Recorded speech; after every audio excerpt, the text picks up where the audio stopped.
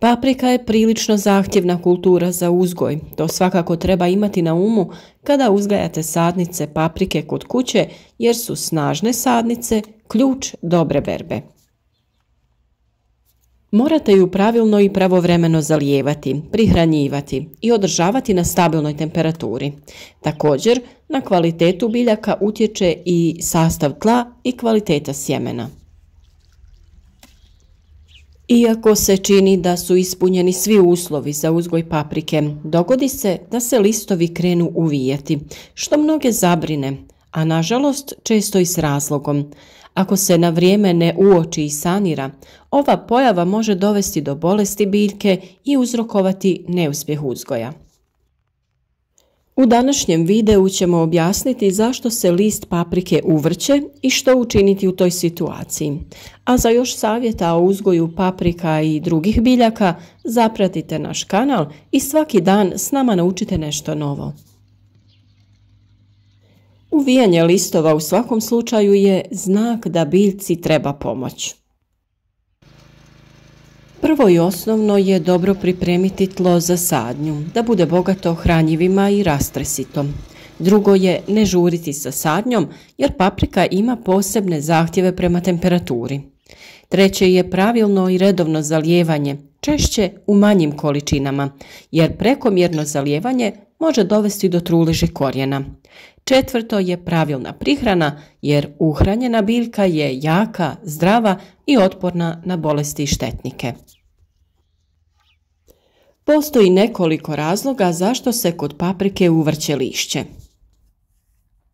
Jedan od njih je onaj na koji svi prvo pomislimo, a to je napad insekata, to je štetočina.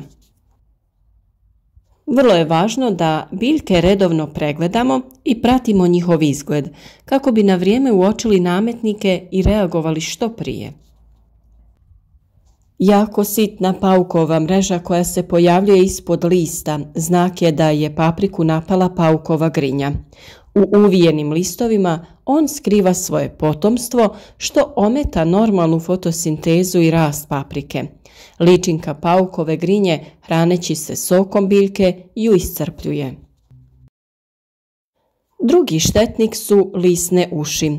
One se također naseljavaju na lišću u cijelim kolonijama, može biti žuta, bijela ili zelena. Hrane se sokom lišća, uslijed čega ono slabi i uvija se. Na njima se pojavljuje ljepljivi premaz koji biljne uši izlučuju. Infekcija paprike najčešće nastaje kada presadite sadnice na stalno mjesto. Naime, mravi koji vole sok koji luče biljne uši naseljavaju ih na lišću paprike. Čuvaju ih i redovno obilaze kako bi se hranili. Oni ih prenose sa biljke na biljku i osiguravaju sebi neiscrpan izvor hrane.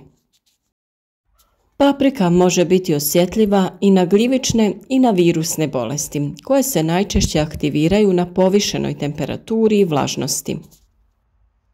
Prvi simptomi gornje truleži, to je virusna bolest, jeste presavijanje lišća na vrhu biljke, a ako se ova bolest ne zaustavi na vrijeme, zaraziti će cijelu biljku pa i plodove paprike. Pojava ovakvih oboljenja mora se preventivno spriječiti pravilnom njegom nasada. Nepoštivanje uslova uzgoja je također jedan od razloga. Osim nedostatka svjetlosti, lišće kulture može se saviti ako je zalijevanje nepravilno, ako se ne poštuju temperaturni režimi. Zato je za uzgoj paprike važno ispuniti sve agrotehničke zahtjeve.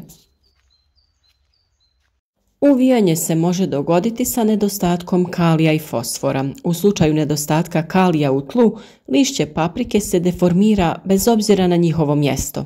Ako se list uvije i poplavi, to ukazuje na nedostatak fosfora.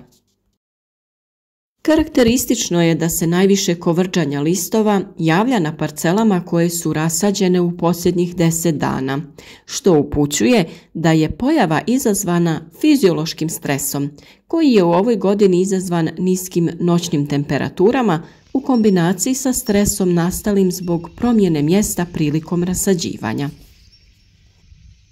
Samim nastupanjem toplijeg vremena biljke bi trebalo da rastu i da se dalje razvijaju normalni listovi. Kada smo saznali sve moguće uzroke, šta uraditi? Prvo morate saznati razlog deformacije lista, a zatim se uhvatiti u koštac sa određenim problemom. Prvo je kontrola štetočina. Ako se lišće uvije i na njima se pojave kvrge, rupe, paučina ili slično, to znači da su ih napali štetni insekti. Mogu se vidjeti prilikom pregledavanja biljaka. U svim ovim slučajevima treba djelovati preventivno i tretirati biljke na vrijeme kako bi ih mogli zaštititi na prirodan način. Prevencija razvoja gljivičnog oboljenja i pojave štetnika je također nešto što se mora krenuti nakon same sadnje. Biljke prskajte sa otopinom sode ili rastvorom koprive. Ukoliko se već pojavilo uvijanje listova, tada one jako oštećene listove uklonite i nakon toga tretirajte biljku. Najjednostavnije sredstvo koje lako sami možete napraviti jeste da 50 g sode bikarbone rastopite u 10 litara vode. Prskanje takvom otopinom se preporučuje svakih 7 dana, posebno nakon kiše, jer vlaga pogoduje razvoju gljivičnih oboljenja. Spriječiti ćete na taj način razvoj bolesti i pojavu nepozvanih gostiju. Za pripremu sredstva od koprive potrebno nam je 1 kg koprive na koji se dodaje 10 litara vode. Nakon 24 sata žareće tvari koprive se razgrađuju i zbog toga se insekticid koristi nakon 12 do 24 sata od potapanja. Nakon toga ju procijedite i nerazrijeđenu otopinu možete odmah koristiti kao insekticid na vašim biljkama. Ostatak tekućine spremite na tamno i hladno mjesto te koristite redovno, barem jednom sedmično. Presađivanje paprike je prvi stres za biljku, te joj treba neko vrijeme da se oporavi i prilagodi. Oscilacija u temperaturi je ono što u ovo doba godine najviše šteti nasadu paprika. Ona voli ujednačenu temperaturu od 22 do 25 stepeni. Tako da joj ove hladne noći, a i dani ne idu u prilog. U oba slučaja biljku je potrebno oporaviti sa pravilnom prihranom. U otežanim uslovima biljka najčešće nije u mogućnosti usvajati hranjiva iz tla, pa je potrebna folijarna prihrana, to jest preko lista.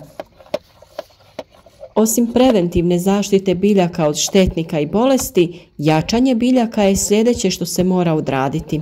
Već smo dosta govorili o tome kako prihraniti biljke na prirodan način. Vrlo dobra prihrana nakon sadnje i tokom cijele vegetacije jeste otopina od kvasca. Rastopite 50 g kvasca i kaškicu šećera u 1 litri vode te ostavite sat vremena da se aktivira. Nakon toga razrijedite sa 50 litara vode. Tom otopinom zalijevajte biljke barem jednom sedmično. Drugo hranjivo je ono od koprive. 1 kg listova potopi se u 10 litara vode. Ostavi da stoji 15 dana. Potrebno je procijediti i razrijediti u omjeru 1:10. Sa tim rastvorom redovno zalijevajte biljke. Vrlo je važno u ovakvim situacijama biljke prihraniti folijarno kada se ukaže prilika. To znači prskati ih preko lista. Na isti način pripremite koprivu i razredite u omjeru 1:50, te prskate vaše biljke. Tako će biljke lakše usvojiti neophodna hranjiva kada korijen nije u mogućnosti da ih usvoji. Postoji i mnoštvo prirodnih proizvoda koji su odlična prihrana i biljke vraćaju u život. Black Up je organski proizvod namijenjen poboljšanju rasta i ishrane biljaka, sadrži visoko učinkovite i asimilirajuće huminske tvari, a dopušten je i za korištenje u ekološkoj poljoprivredi. Jedan od njih je i Sinergon koji mi često koristimo u ovim situacijama kako bi ojačali naše biljke. Namijenjen je folijarnoj primjeni kod biljaka koje su podložne ambijentalnom i fiziološkom stresu. 30 ml sredstva se dodaje na 15 litara vode i sa tom otopinom se folijarno, to jest prskanjem, prihranjuju biljke. Također postoje kristalonska hranjiva u granulama koja možete koristiti. Kod većine je dovoljno oko 25 grama na 10 litara vode. Možete koristiti onaj sa NPK omjerom 20-20-20 koji ima jednak udio dušika, fosfora i kalija. Kao što sam rekla, u ovakvim situacijama najvažnija je folijarna prihrana biljaka jer one preko lista znatno lakše usvajaju potrebne elemente. Kada se stabiliziraju vremenske prilike, sva ova hranjiva možemo koristiti i prilikom zalijevanja naših biljaka. Kod uzgoja biljaka pod mulch folijom važno je sa zemljom da zatvorimo otvore na foliji.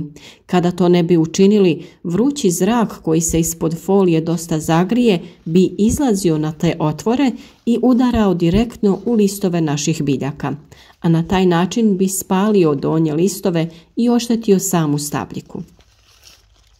O pripravcima od pepela i gaveza kao i koprive i kvasca smo pričali u nekoliko videa, pa kako ne bi previše dužila sa savjetima, među zadnje objavljenim videima na kanalu lako ćete pronaći sve ove recepte.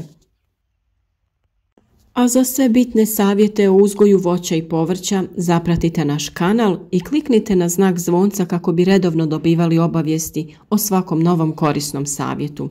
Podržite naš rad za lajkom, podijelite video sa prijateljima na društvenim mrežama. A naravno, za sva dodatna pitanja uvijek smo dostupni u komentarima ispod videa.